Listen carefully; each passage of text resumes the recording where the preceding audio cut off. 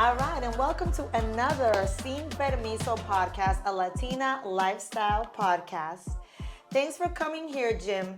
Jim D'Amico is the owner broker of over how many offices, Jim? I think we're 50 offices right now. 50 offices within the Northeast and now expanded down to Florida. And Texas. Oh, Texas is new. I didn't know about Texas. Yes, Texas. Awesome. Jim has grown up in the real estate world. He's one of the most successful owner brokers in the nation, definitely for Century 21. And he has a unique business model that team leaders like myself appreciate and can work with. But, you know, here in Sin Permiso, I like to talk a lot about money mindset. When we grow up, what it is that we're told about money, what we're not told about money, what we find on our own along the road. So tell us how you grew up, where you grew up, and what did you learn from your parents? Okay, so thanks for having me, first off. I love working with Peggy.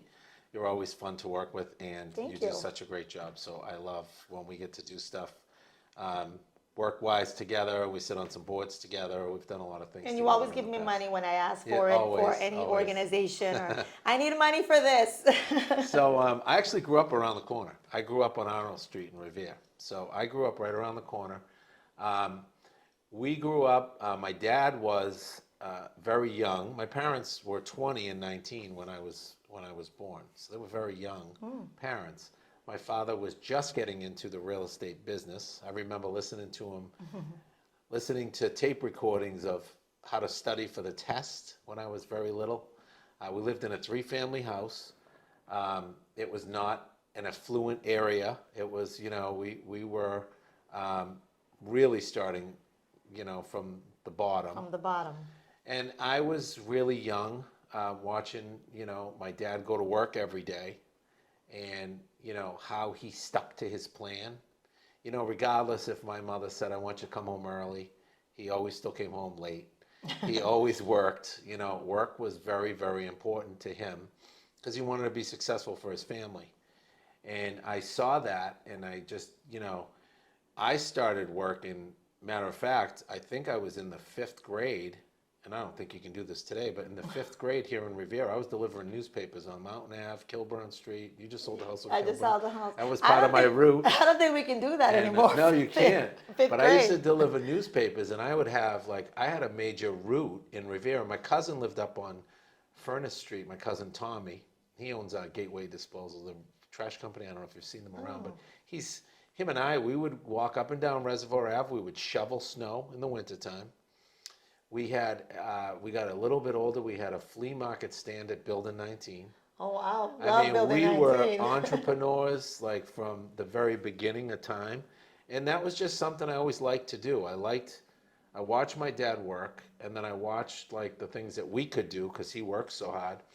And I just wanted that. And I got excited. When it snowed, I would be excited to, like, go shovel snow. Money. I love that, you know, so... that's what we learned. My dad was, you know, really hardworking. Both my parents, and you know, they just, you know, they wanted a better life for us. Well, it's crazy because you guys have built this incredible business where you took on the real estate end, your brother took on the mortgages, your sister has the insurance. So definitely that work ethic it trickled down to all of you guys.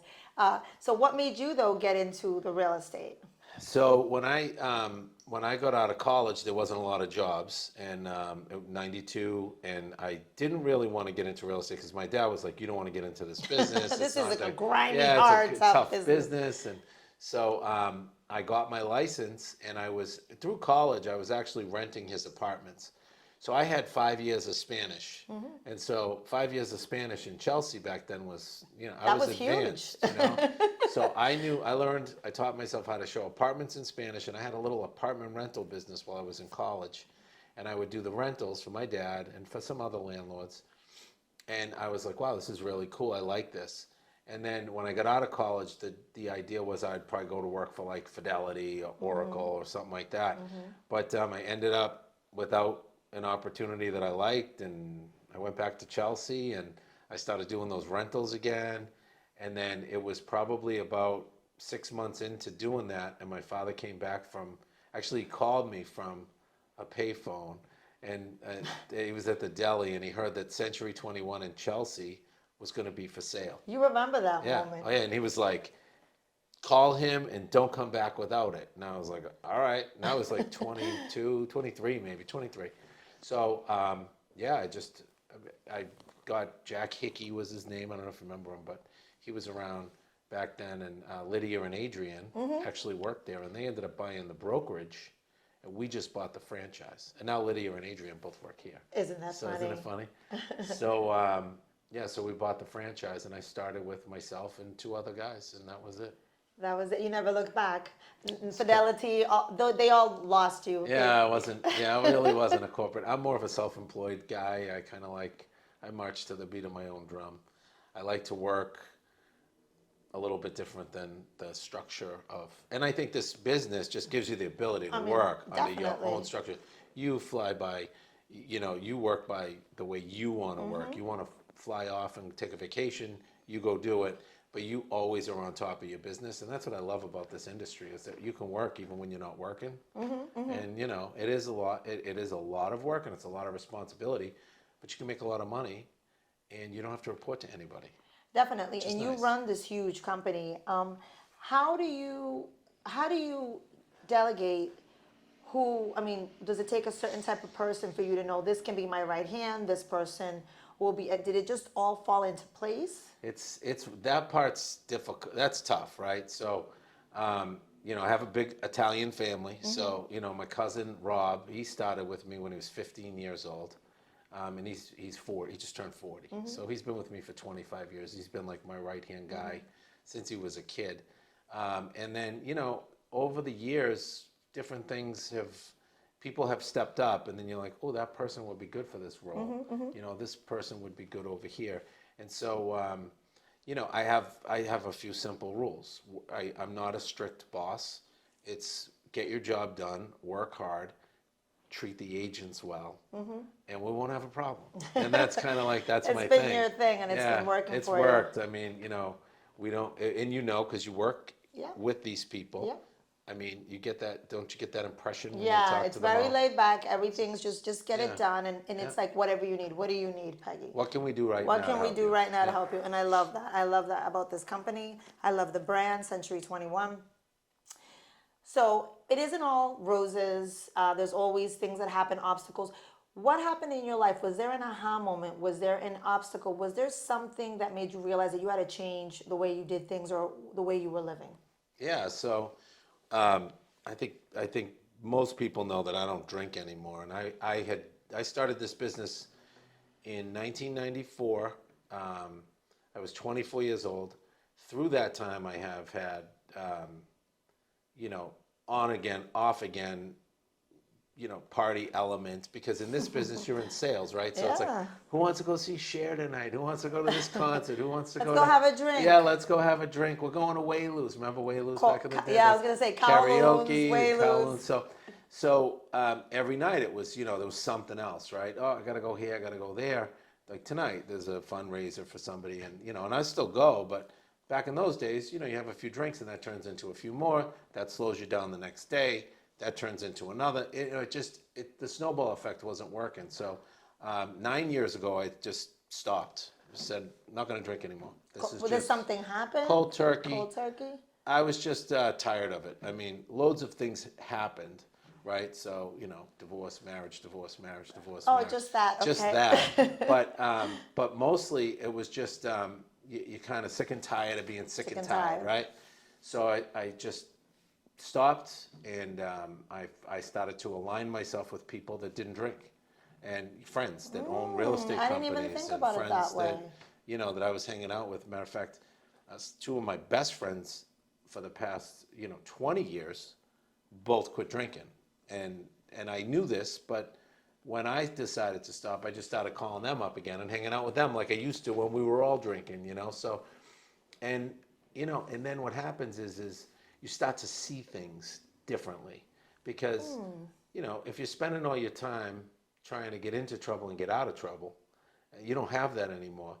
It gives your brain a lot of ability to think about things that are good in the That are business productive. world, that are productive, right? So, you know, we at that time when I stopped drinking, I judge, you know, Century 21 judges us by GCI, right? Gross commission. So I'll use that as a number. It's irrelevant, but we went from 7 million to 13 million to 17 million to 22 million to 30 million to 35 million, like all in that Amazing. time frame. And they would call all these real estate agencies from across the country and say, how'd you grow the business so fast? And at that time, I didn't want to tell anyone I quit I drinking, stopped right? drinking. So I didn't tell them that. I would be like, well, you know, we did this, we had this system and all this bullshit.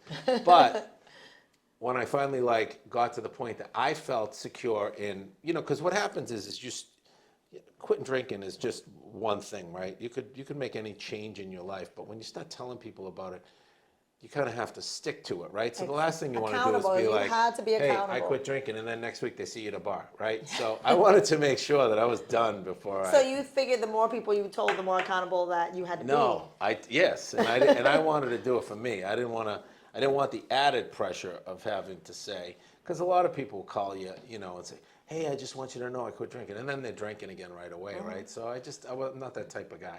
I like to know, you know, I am extremely disciplined. So when I decide to do something, I like to make sure that I'm going to do be. it. Most successful people are Yeah. extremely disciplined. That kind of So, goes hand in goes hand. hand in hand. So then I just became like this.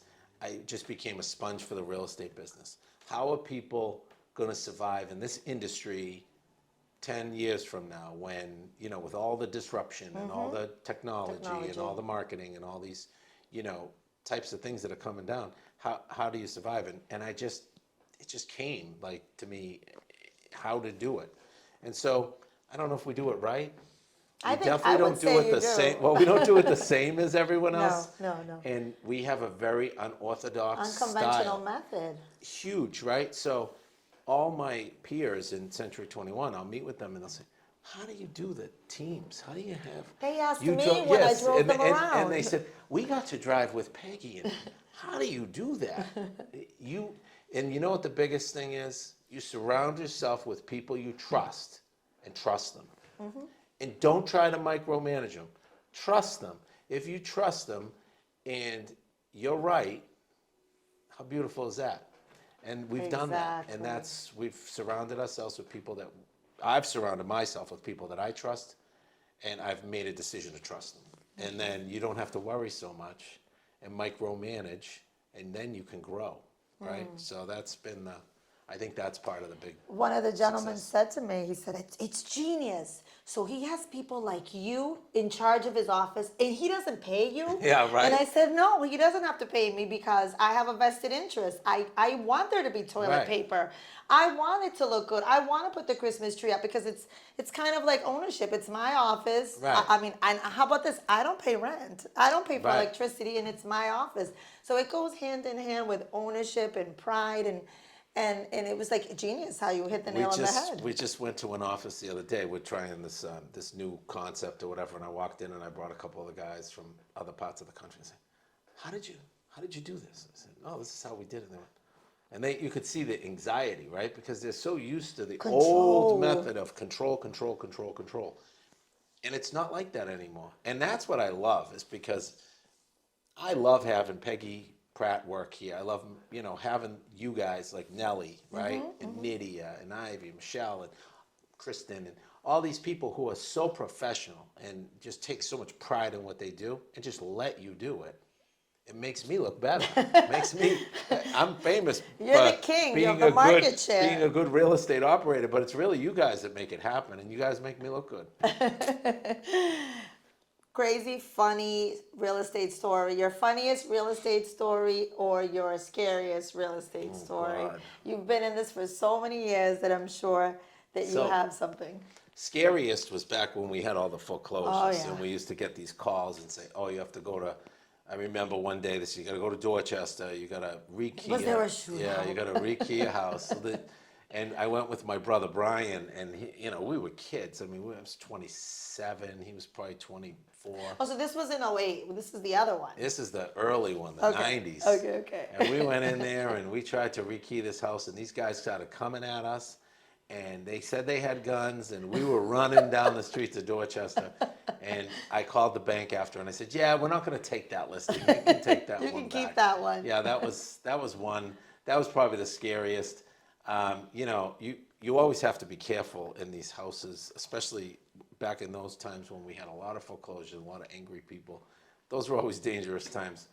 As far as, funny goes, I mean, geez, you could just, some of the stuff, I could tell you a funny story. I could tell you a story about one of our agents back, I don't know, maybe 15 years ago, came into my office and said, "Jim, I sold a condo in Winthrop and we closed today." And I said, "Oh, okay, that's great. Congratulations." And he says, "We have a problem." And I said, "Well, what's the problem?" He says, "Well, I showed them 3 condos in that complex that day.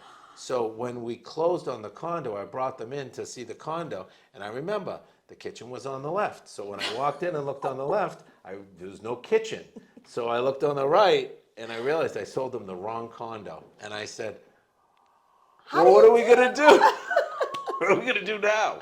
And he said, "Don't worry. I'm going to talk to them and see if they're happy with it."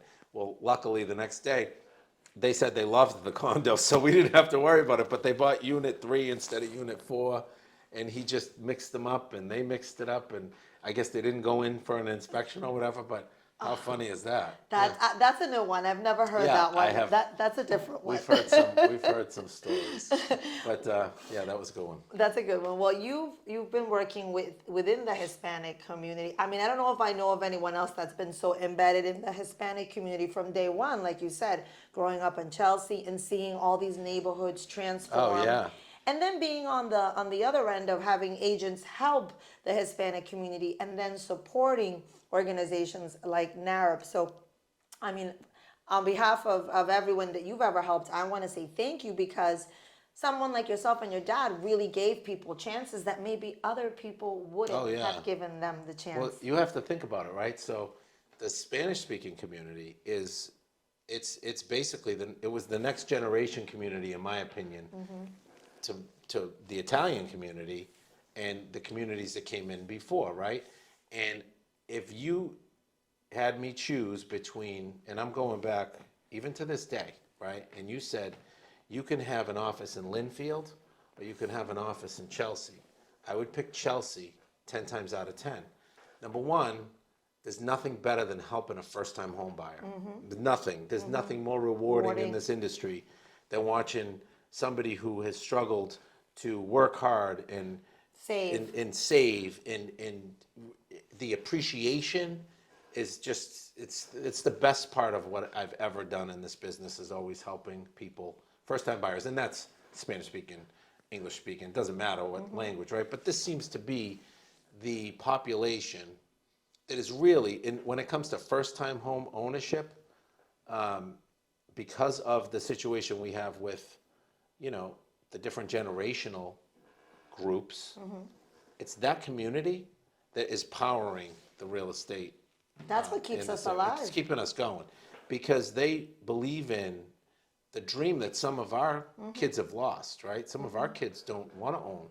They want to rent. Exactly. They want to actually stay at home and have mom and dad pay the rent and clean the house. But this community is so hardworking. They want the American dream. They want to be better, and they want to do better for their kids, like my father did. And that's that's my culture.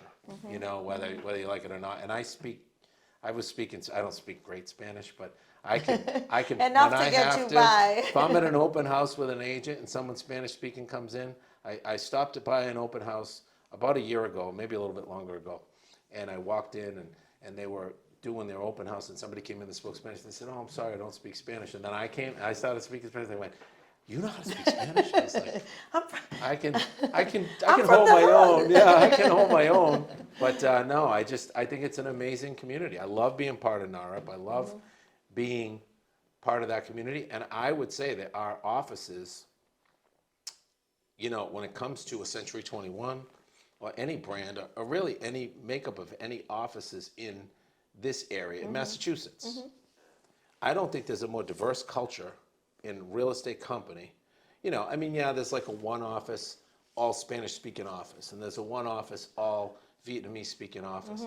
But this company, Century 21 Northeast, we have such a diversity. True. And I would put our diversity up against anyone in the country. I think that we just have an amazing culture here with so many diverse population. I love agree it. with you. The culture is definitely one of the key elements that people or realtors look for when they're going into an office, and even when they're going into a team. Culture is everything. Yep. And you've definitely made sure that the culture here is like no other.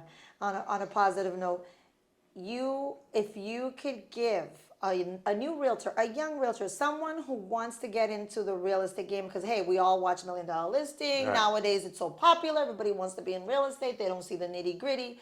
If you were able to give advice to a young kid who's saying, you know, I think I'm going to save money on college and I'm going to be a realtor, what advice would you give them? I'd say number one is probably the smartest thing you could do, because I wasted my father's money on college and I ended up in real estate anyway. Number two, I think that this business is, when you have a real estate license, it's a license to print money, really. You can make as much money as you want to make, and there's no secret in this business. The people that work the hardest make the most. There's no question. There's no secret pill. There's no secret button. There's no shortcuts. You work hard and you can make a lot of money. But the key that they have to know, a young realtor coming in, is what does work hard look like to them? Times it by 100, and that's work hard to us. Because, I mean, Peggy, I know how hard you work. And I know kids coming in today, they don't know how to work like we do. And sometimes it's not learned, you know, like you can't teach it. They have to kind of, you know, figure it out on their own. Yeah. But it's like, even when you think like, it's like running, even when you think you can run no more, you got to run another mile. That's how business is. And teaching young people how to work hard is probably all you really need to do, because the real estate part comes easy. just be nice to people, call people back, and, you know, Show up. Yeah, it's not that hard. It's just, you know, but the work hard is the biggest thing. Well, Jimmy, you are the prime example of what work ethic shown, not spoken about, but shown at an early age, what it can do. Work ethic, the Northeast grit, because we have that. I mean, there's no other thing, no other word for it but grit. And consistency, right? Like you said, and obviously, you know, thinking outside the box, like you did with your team structure and with a lot of the tools that you've implemented, has also helped to make you successful.